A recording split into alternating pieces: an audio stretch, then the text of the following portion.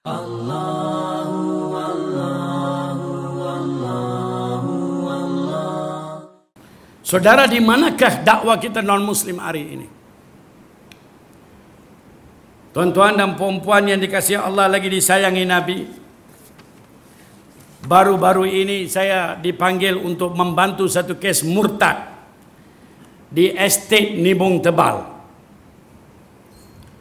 Kesnya seorang bapa Melayu kahwin dengan orang wanita Hindu. Hidup lebih kurang 20-25 tahun. Ibu wanita itu tak masuk Islam. Yang hamba Allah orang Melayu Islam, tapi istrinya tidak Islam. Sehingga kan melahirkan lebih kurang 11 anak. Dan 7 orang anak diberikan nama-nama Melayu. Faizuddin, Sobri, ada. Bukan Sobri ini, Sobri lain. Jamaluddin. Tapi hidup sebagai orang kafir, Hindu. Masuk kuil, sembahyang dan sebagainya. Maka tiba-tiba dengan kehendak Allah Subhanahu wa taala, si wanita itu masuk Islam 2-3 tahun sudah. Dan masuknya Islam itu dia sembunyikan daripada anak-anaknya. Allah takdirkan dia mati 2-3 minggu sudah. Maka mayatnya menjadi rebutan. Rebutan macam mana? Pihak masjid dapat tahu ini ada orang Islam sini dan sebagainya, maka menjadi rebutan mayat. Dengan kuasa tertentu kita dapat berjaya, dapat mayat itu.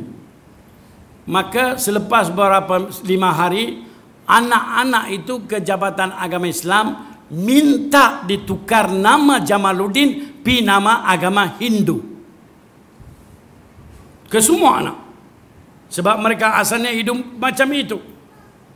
Bila saya dan sahabat saya Ustaz Lokman dijumpa untuk pi jumpa mereka, kami pi. Kami ingat dia pekan macam itu. Dia betul-betul tengah-tengah estate, disekelilingi oleh pokok-pokok kelapa sawit. Kalau mereka bunuh kita, mereka tanam kita, siapa pun tak tahu.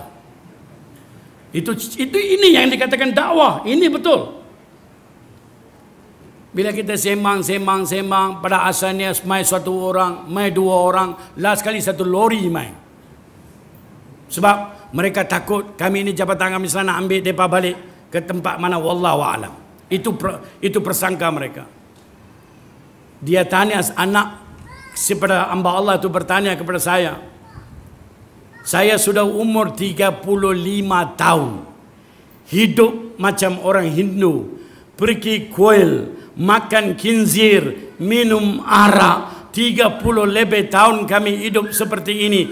Tidak pernah datang seorang Muslim bertanya kabar kepada kami. Tiba-tiba ibu kami mati dan dimaklumkan dalam Islam, kamu datang untuk merebut mayat ibu kami. Apa dia kesimpulan? 35 tahun dia hidup seperti itu. Umat Islam di kawasan itu tidak melakukan nahi mungkar, amal ma'ruf nahi mungkar. Mereka tidak lakukan. Tiba-tiba bila mati saja nak rebut mayat.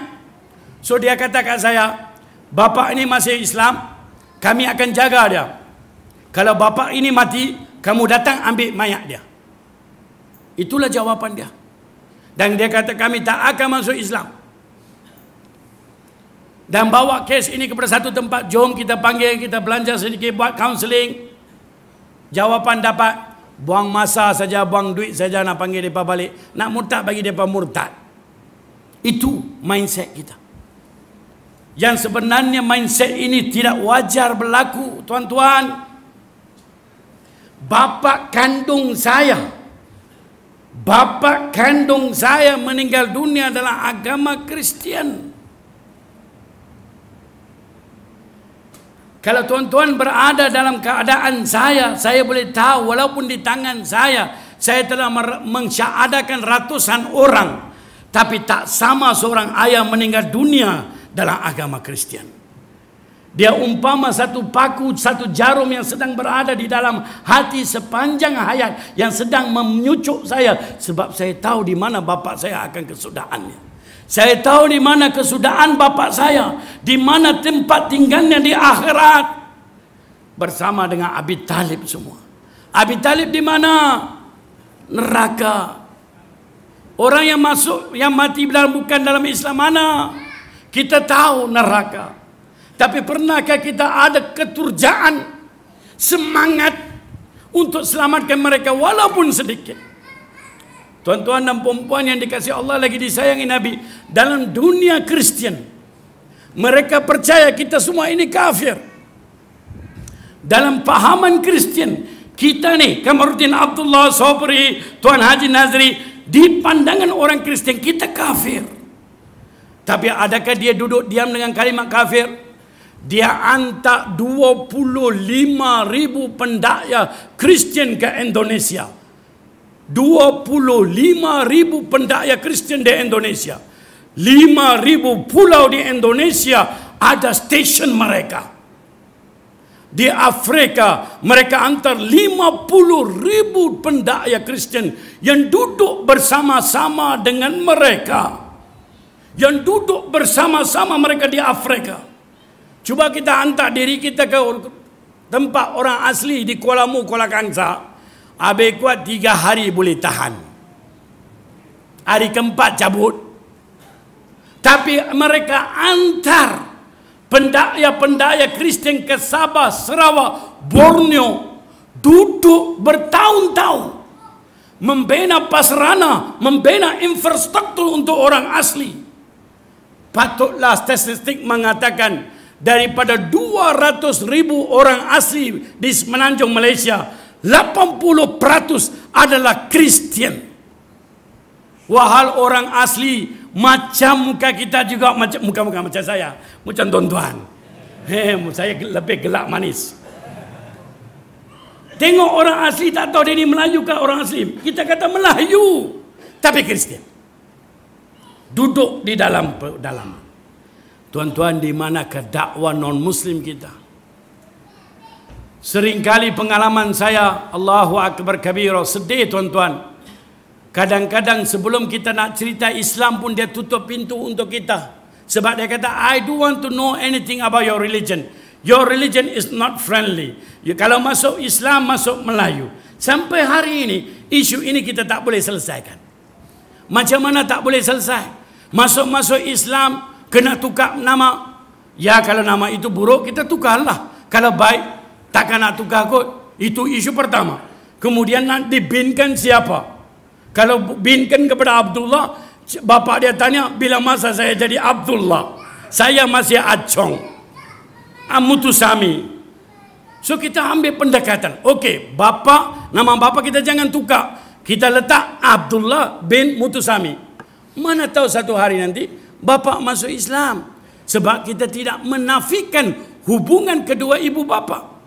Sebab apa saya katakan demikian? Ada kes yang masuk Islam, bila kita jumpa mak bapa mereka, pertama kali mereka kata kepada kami, bila anak kita masuk Islam, terputus tali perhubungan ibu bapa dan anak. Itu perkataan mereka.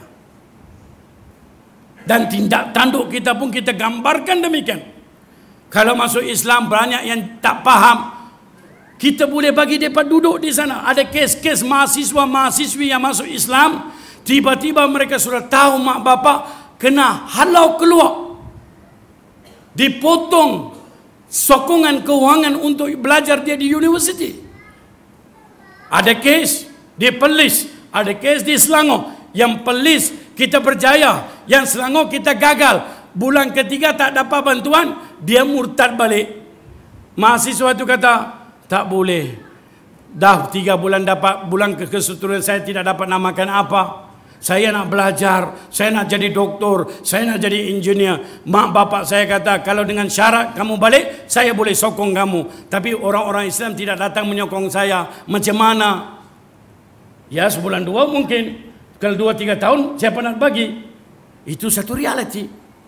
Yang ada kuat iman, dia kata, Alhamdulillah, saya boleh menghadapi. Tapi berapa ramai yang kuat iman saudara selepas masuk Islam? Yang paling sedih tuan-tuan, ada yang masuk Islam kena kahwin. Kahwin dengan orang Islam. Dia suruh isteri dia yang baru masuk Islam jaga sembahyang, jaga puasa, tapi dia sendiri tidak sembahyang. Berlaku kes cerai hari ini. Di meja saya ada 4 kes saudara baru perempuan minta cerai sebab tak tahan dengan orang Islam yang tidak tunjuk contoh. Wahal saudara baru ini dia nak datang, dia belajar yang ikhlas, dia nak betul-betul amal, tiba-tiba suami kata cukup sikit, pakai tudung kemudian lah. Kita pula cakap macam tu. Habis nak pergi mana tuan-tuan? Saudaraku yang dikasihi Allah lagi disayangi Nabi, banyaklah pengalaman-pengalaman ya tuan-tuan yang saya boleh kongsi sekadar nak bagi tahu. Jangan duduk dalam zon selesa.